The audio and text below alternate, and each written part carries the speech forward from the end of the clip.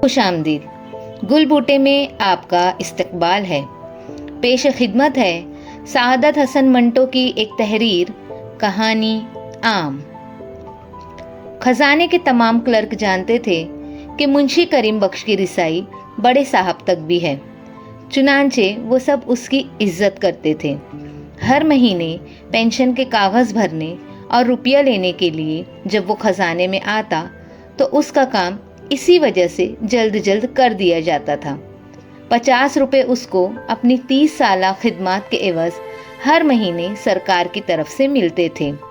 ہر مہینے 10 کے 5 نوٹ وہ اپنے کانپتے ہوئے ہاتھوں سے پکڑتا اور اپنی پرانی وضع کے کوٹ کی اندرونی جیب میں رکھ لیتا.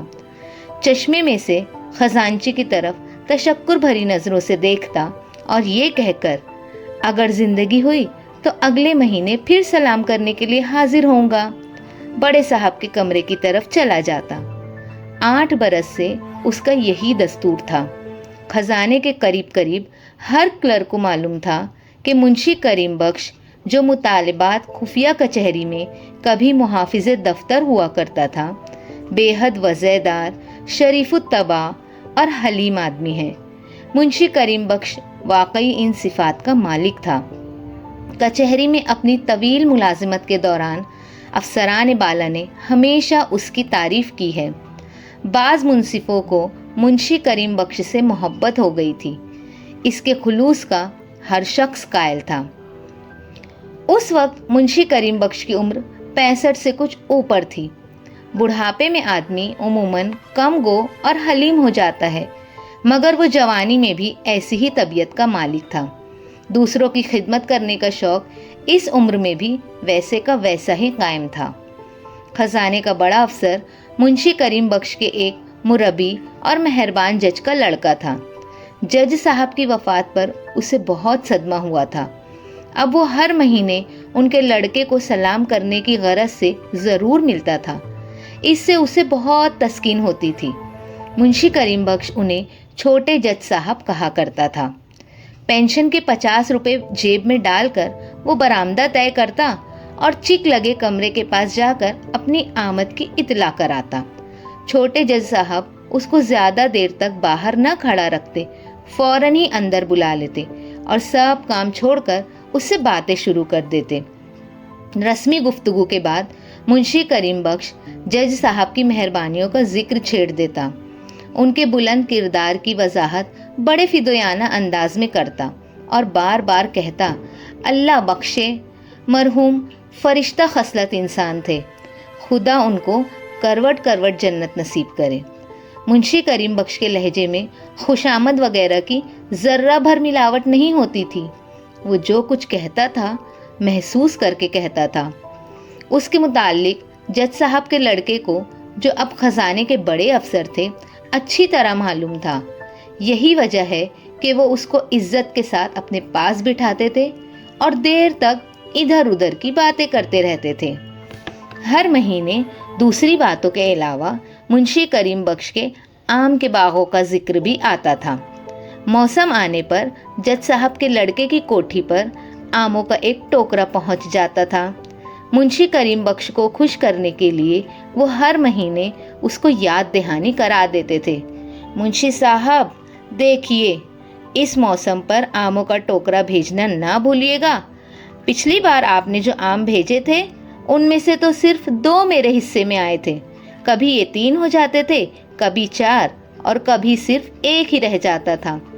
منشی کریم بخش یہ سن کر بہت خوش ہو جاتا تھا.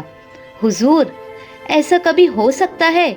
جو ہی فصل تیار ہوئی میں فوراً ہی آپ کی خدمت میں ٹوکرا لے کر حاضر ہو جاؤں گا. 2 کہیے، 2 حاضر کر دوں گا. یہ باغ کس کے ہیں؟ آپ ہی کے تو ہیں.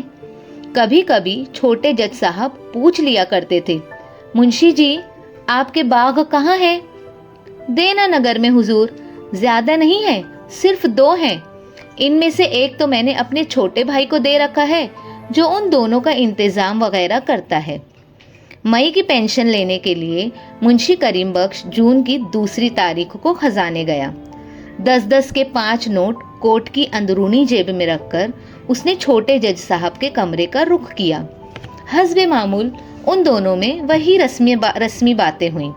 آخر میں آموں کا ذکر بھی آیا، جس پر منشی کریم بخش نے کہا، دینا نگر سے چٹھی آئی ہے کہ ابھی آموں کے منہ پر چیپ نہیں آیا، جو ہی چیپ آ گیا اور فصل پک کر تیار ہو گئی، میں فوراً پہلا ٹوکرا لے کر آپ کی خدمت میں حاضر ہو جاؤں گا۔ چھوٹے جج صاحب، اس دفعہ ایسے تحفہ عام ہوں گے کہ آپ کی طبیعت خوش ہو جائے گی۔ ملائی اور شہد کے گھونٹ نہ ہوئے تو میرا ذمہ، میں نے لکھ دیا ہے کہ چھوٹے جج صاحب کے لیے ایک ٹوکرا خاص طور پر بھروا دیا جائے اور سواری گاڑی سے بھیجا جائے تاکہ جلدی اور احتیاط سے پہنچے۔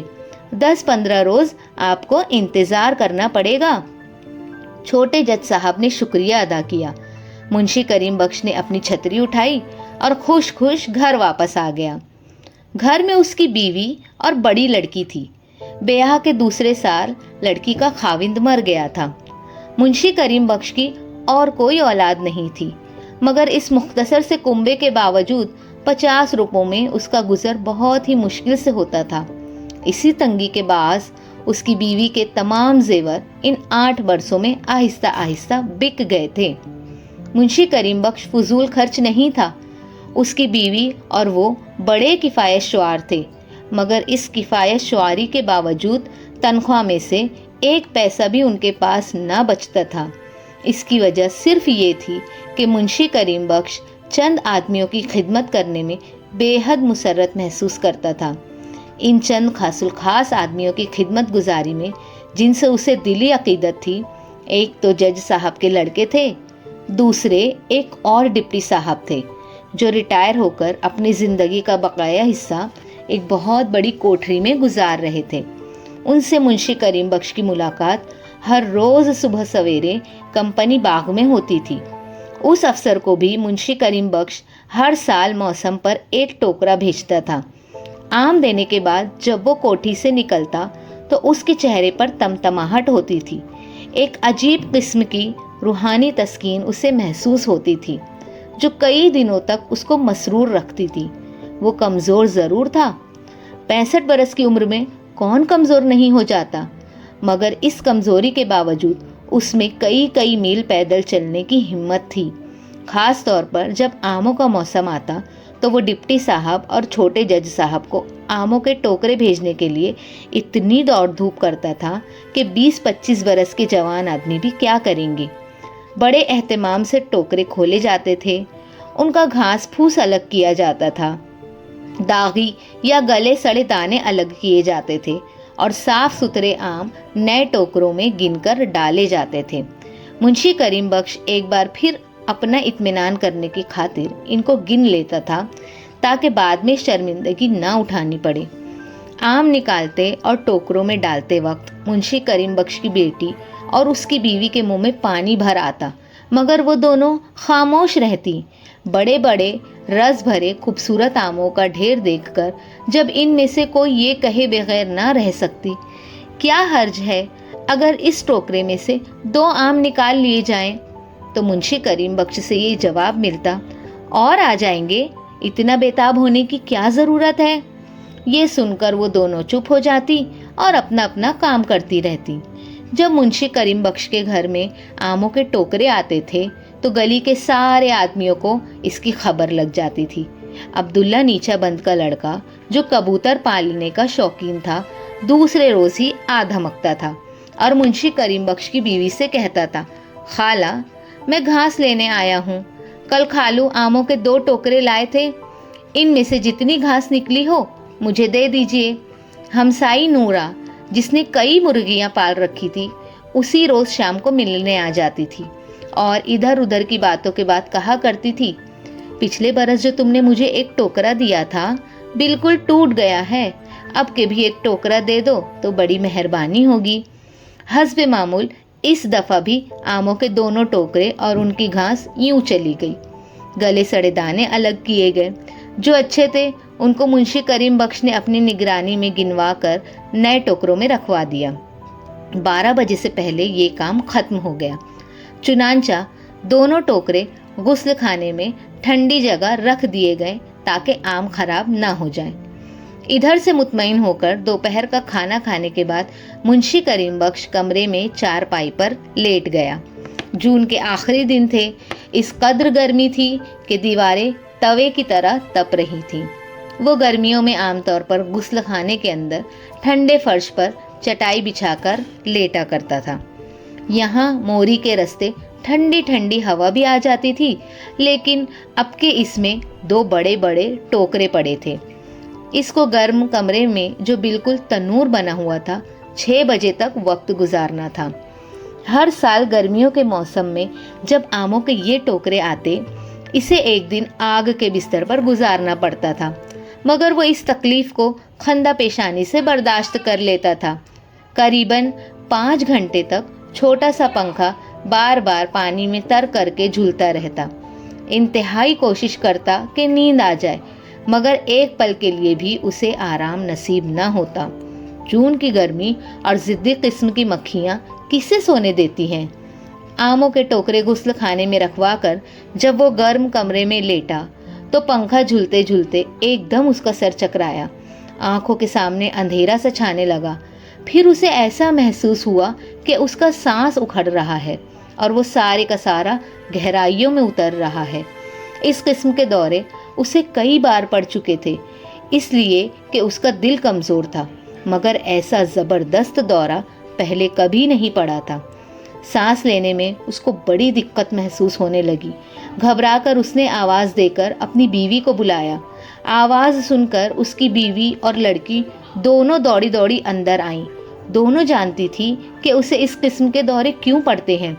فوراً ہی اس کی بیٹی نے عبداللہ نیچا بند کے لڑکے کو بلایا اور اس سے کہا کہ ڈاکٹر کو بلا لائے تاکہ وہ طاقت کی سوئی لگا دے، لیکن چند منٹوں ہی میں منشی کریم بخش کی حالت بہت زیادہ بگڑ گئی۔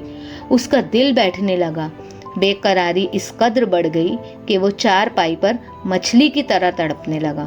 اس کی بیوی اور بیٹی نے یہ دیکھ کر شور برپا کر دیا، جس کے باعث آس پاس کے بہت سے لوگ جمع ہو گئے۔